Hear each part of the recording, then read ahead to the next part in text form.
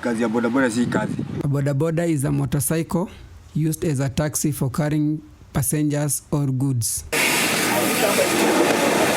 This industry has become a critical mode of transportation in Kenya, providing affordable and convenient services to millions of people.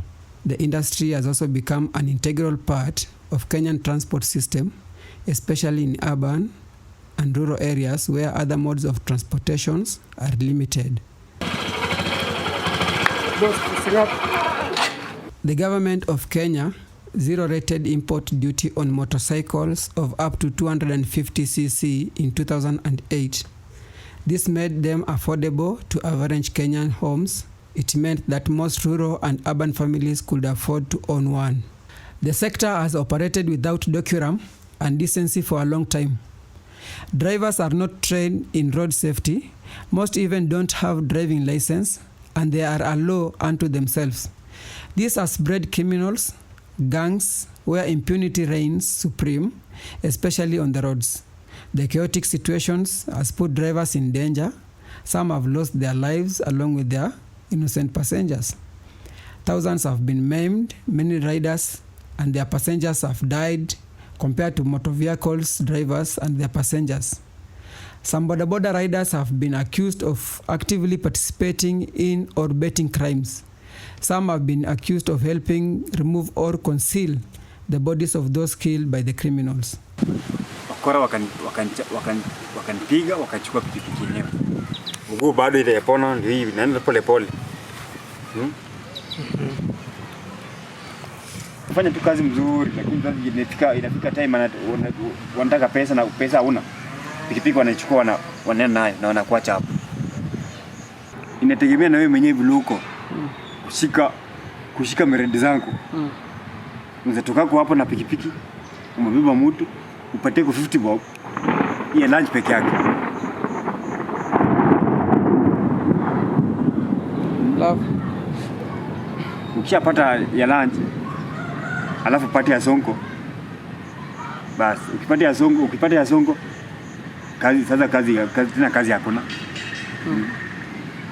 Shylocks and unscrupulous lenders who enslave unaware riders profit enormously from this business. Pikipiki ya loan ni ngumu sababu wale watu wanachukuanga wanakupia pikipiki kulipa kushinda pia pikipiki wanaichukua bila kurudisha pesa yote umeunda. Spending the whole day waiting for clients at a terminal is a waste of time, since by the time the day is through you have paid all of your daily expenses including repairs and other expenditures. A report by the Crime Research and Intelligence Bureau indicated that bodabodas are a favorite mode of transportation for criminals, leading to increased crime rates. Hii kazi ya pikipiki ni kujaribu life yako vile utakaa. Watu wa pikipiki wengine ni wezi, wengine ni wazuri tu, utaelewana nao. Yule mtu unafanya naye kazi, mmoja ni mwizi, mwingine si mwizi. Wewe mnakutana kila siku mkiongea. Sasa yule mtu pikipiki anakuja kudanganya hapo. Ati nataka tuende hivi. Twende. Na kumbe sasa penye unakupeleka pale hapo ndio penye wanakuibia hapo tena wanakupiga hapo wanakuacha kama umelala hapo. Bodaboda transport stolen goods at night and are majorly used by criminals. Most of them that transport stolen goods don't have number plates. The negative impacts of this unregulated bodaboda industry in Kenya have significant economic, crime and health costs, e.g. loss of productivity resulting from accidents and injuries that lead to significant economic losses. The sector is in the news for all wrong reasons: fueling crimes, mob assaults on other road users, disregard for traffic rules. A viral video in which a mob of riders sexually assaulted a female motorist recently amplified the rot in the sector. This industry does not significantly benefit a country's micro and macroeconomic sectors. The industry, though, is a hardship. The circle of poverty is real. The economic cost is high. Numerous families, especially those depend on their breadwinners, have lost loved ones in motorcycle-related traffic accidents. If you enter a hospital and go to the orthopedic ward, you can find hundreds of people with complex fractures in this sector.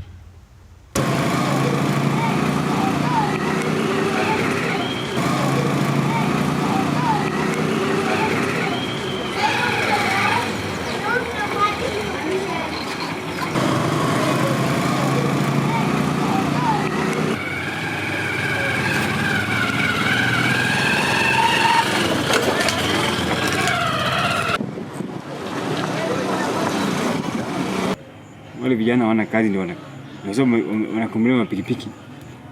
Ni kwa sababu wanaanguka na pikipiki yenyewe. Kulipa pikipiki na washinda, mwenyewe anachukua. Pikipiki wakishachukua pikipiki wanaiba vitu za watu kwa huko nyumbani. Una save kitu kama 200 peke yake. Kwa siku una save 200 na mwenye pikipiki ushampea yake 300. Wewe mwenyewe bado hujakula. Tena kwa hiyo 200 nitakani upige hesabu zako vile utakula na bibi hapo.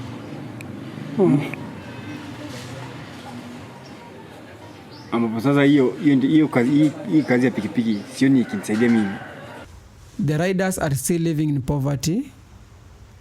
But why? That is if it's a source of employment. Why can't they repay the loans? Ine kila siku. Naona 400. 400 peke yake sababu kazi hakuna. Pesa pia hakuna kwa watu. Hii tunataka kubeba mara 4. Hii mafuta ni kudai hapo. Unaona? Mafuta ni kudai hapo. Kuna watoto alafu. Na watoto pia uko nao, nitakana watoto wakule. Na mwanamke pia kama una pesa anaenda kwao. Anakuacha hapo. Watu wanadhani bodaboda ni kazi mzuri. Wadhani bodaboda ni kitu inawezafanya hata ujenge magorofa. Sasa wewe umeona bodaboda ikiwa namna gani? Kazi ya bodaboda si kazi. Labda kazi nyingine yenye mtanipea mzuri. Politicians profit from this sector because a generation of improvised people who rely on little daily income may be utilized for thuggery and violence. So many family disputes over money arise from a result of this sector. The entire transport sector is extremely chaotic and requires seriously policy and legal interventions to tame cartels and rogue operators. The lack of comprehensive framework to regulate the public transport sector has been the country's main undoing. Kenyan road networks lack lanes to protect motorcycles. Urban roads need to be redesigned to accommodate motorcycles and cyclists to reduce accidents.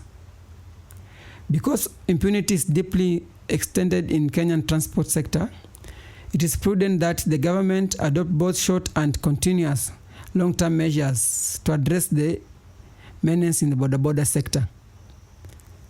The short-term one consideration should be to get all the bodaboda drivers to attend driving schools. This may be a tall order, but the national government, National Transport Safety Authority, and the county government should organize continuous training for the drivers, focusing particularly on road safety and decorum. Mara mingi wakichukua wasichana wa shule hao. Unachukua msichana unamdanganya na 100 kisha mchukua 100 umpe anashakupenda muende na yeye.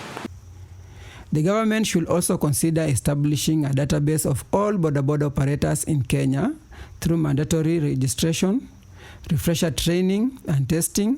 This should be followed up by a robust enforcement mechanism to ensure compliance. But it is crucial that interventions don't affect the livelihood of the communities. All 47 county governments ought to develop human by law and policies to sustainably govern and regulate the bodaboda sector operators. This intend to adopting a distributive penal approach of arrest, prosecution and enforcing bans on bodaboda operations. Counties could, for instance, designate zones of operating the bodaboda. Whatever approach is taken, it must be done in the consulting of all the stakeholders.